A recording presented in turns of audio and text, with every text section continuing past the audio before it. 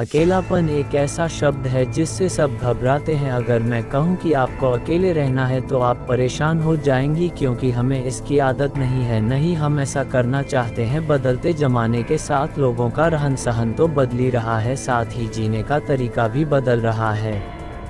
कई लोग ऐसे हैं जो किसी मजबूरी में, जैसे नौकरी इत्यादि के कारण अकेले रहते हैं, तो कई लोग ऐसे हैं जो अपनी मर्जी से अकेले रहना पसंद करते हैं, अपने काम को सच्ची लगन से अकेले ही करते हैं। जो लोग अपनी मर्जी से अकेले रहते हैं उनमें कुछ अलग ही गुण होते हैं, ऐसे लोग जीवन में सफलता जल्दी हासिल कर लेते हैं।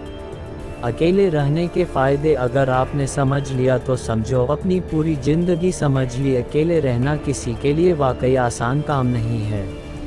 अकेले रहने का लेकिन ये भी मतलब नहीं कि हम अपने घर परिवार मित्रों से दूर रहें। अकेले रहने की भी एक कला है जो आगे आपको इस कहानी में पता चलेगा। अकेले रहने का यह मतलब है एकांत में रहकर अपने काम को, अपने सम्मान को, अपनी प्रतिष्ठा को, अपने अंदर झांकने की कला को, अपने उज्जवल भविष्य को आप कैसे आगे बढ़ा सकते हैं उसके बारे में जानना। हम अकेले रहने के उन 7 अमूल्य गुणों के बारे में भी जाने की इस कहानी के माध्यम से। एक व्यक्ति गुरु के पास आया और बोला, गुरुदेव मेरे दुख का कारण क्या है। गुरु बहुत ही बड़े आत्मज्ञानी व्यक्ति थे। गुरु ने कहा, अपने आप को चीज़ों से चिपका लेना, चीज़ों को पकड़ लेना और उन चीज़ों के प्रति आसक्त होकर उसके पीछे भागना ही तुम्हारे दुख का कारण है। उस व्यक्ति ने गुरु को धन्यवाद किया और कहा, गुरुदेव आपने तो मेरी समस्या का समाधान कर दिया। मैं इतने दिनों से अपनी समस्या का समाधान चाहता था, आपका धन्यवाद गुरुदेव। ये कहकर वह व्यक्ति वहां से जाने लगा। गुरु ने कहा, पूरी बात तो सुन लो। उस व्यक्ति ने कहा, नहीं गुरुदेव आपका इशारा मिल गया, बस वही काफ़ी है और समझदार को इशारा ही काफ़ी होता है। 1 महीने के बाद वह व्यक्ति फिर से गुरु के पास आया। इस बार उस व्यक्ति का हाल बहुत बुरा था, वह बहुत ही दुखी था और सीधे गुरु के चरणों में गिर गया और कहा, गुरुदेव आपने जो कहा था मैंने वैसा ही किया, पर मुझे सुख नहीं मिला, मुझे तो और दुख मिल रहा है। गुरु ने उस व्यक्ति से पूछा, तुमने ऐसा क्या किया। व्यक्ति ने कहा, मुझे अपने परिवार वालों से, मित्र रिश्तेदारों से दुख मिल रहा था, मैंने उसे छोड़ दिया और छोड़कर चला गया। 2-4 दिन तो मुझे अच्छा लगा और धीरे धीरे मुझे उनकी याद आने लगे, अपने माता पिता, अपनी पत्नी, अपने बच्चे याद आने लगी, रिश्तेदार, यहाँ तक कि अपने शत्रु भी मुझे याद आने लगी। इतना दुखी तो मैं उनके पास रहकर भी नहीं था जितना मैं उनसे दूर होकर हो गया। इसे आज मैं वापस घर जाने के लिए निकला था और आपके पास पहुंचा। आपने मुझे इतनी गलत सलाह क्यों दी। गुरुदेव मुस्कुराए और कहा, तुम परिवार को छोड़कर भागे, मित्रों, रिश्तेदारों, यहाँ तक कि शत्रु को भी छोड़कर भागे, पर यह तुम्हारी गलतफहमी थी कि तुम छोड़कर भाग रहे हो। वास्तव में तो तुम उन्हें लेकर भाग रहे थे। व्यक्ति ने कहा, पर गुरुदेव मैं तो किसी को अपने साथ नहीं लाया।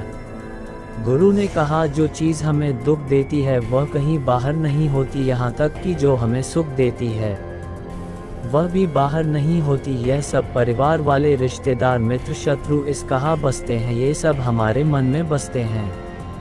और जब तुम भागे तो तुम अपने मन को साथ लेकर भागे और तुम्हारे मन में ये सब तुम्हारे साथ भाग रही थी, तो तुमसे कहीं दूर गए ही नहीं। जब जो चीज़ मन में बसी हुई और हुआ आसपास, वह हमें बहुत लगता है पर वह बहुत कम होता है। और जब हम इन चीज़ों से दूर हो जाते हैं, यानी छोड़कर भाग जाते, तब मन उन चीज़ों को पाने के लिए फिर से प्रयास करने लगता है और तब ये चीज़ें बहुत ज़्यादा दुख देती है, जैसा तुम्हें हो रहा है। व्यक्ति ने कहा, तो गुरुदेव मैं क्या करूं।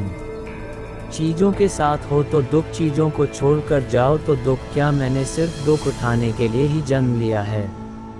गुरु जोर से हंसा और कहा, यह बात बिल्कुल सत्य है, यहाँ सब सिर्फ दुख उठाने के लिए जन्म लेते हैं, पर यह भी सत्य है कि इन दुखों के पार सुख है और उन सुख के पार दुख है, फिर सुख और फिर दुख है। जिन चीज़ों में हमें सुख नज़र आता है वह दुख देते हैं और जिन में दुख नज़र आता है वही सुख का कारण बन जाते हैं। उस व्यक्ति ने कहा, गुरुदेव क्या इस सुख दुख के मायाजाल से बाहर निकलने का कोई रास्ता नहीं है।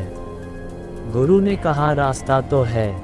मगर तुम इसी दुनिया में रहना चाहती हूँ, इन सब के साथ रहना चाहते हो, तो तुम्हें एक काम करना होगा, तुम ऐसे ही रहो जैसे कि तुम इस दुनिया में अकेले हो, सबके साथ रहो। पर अकेले व्यक्ति ने कहा, पर गुरुदेव ये कैसे हो सकता है?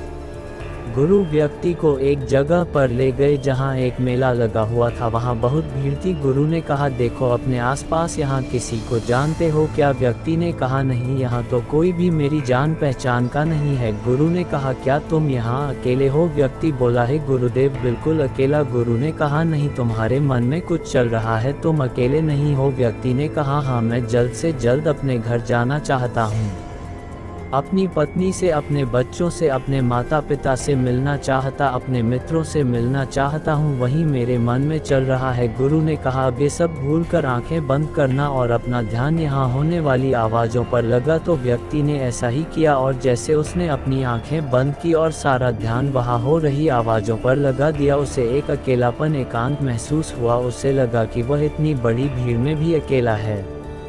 सभी आवाज़ों के ऊपर ध्यान लगाने के कारण किसी आवाज़ का कोई महत्व नहीं था, बस आवाज़ हुई थी और वह था। उसने अपनी आंखें खोली और कहा, गुरुदेव, यहाँ तो मैं बिल्कुल अकेला हूँ, सब है पर कुछ नहीं है। गुरु ने कहा, बस किसी तरह अकेले होना है, तुम रहो सबके साथ भीतर से, लेकिन अकेले हो, साथ में सब हो पर मन में कोई ना। जिसने इस तरह से अकेले जीना सीख लिया, उसे कभी जीवन में दुख नहीं होगा। उसे चीज़ें दुख नहीं दी, वह हर चीज़ में आनंद की प्राप्ति कर सकता है। गुरु ने आगे कहा, महान सफलताएं अकेलेपन से ही शुरू होती है, अकेलापन ही हमें उनसे मिलाता है। अपने अकेलेपन को नकारात्मक मत समझना, बल्कि उसे एकांत समझकर खुद को जानने का प्रयास करें। जब तुम्हें एकांत पसंद आने लगे तो समझो तुम्हारा वास्तविक वजूद तुमसे मिलना चाहता है, इसलिए अपने एकांत प्रेम का सम्मान करो।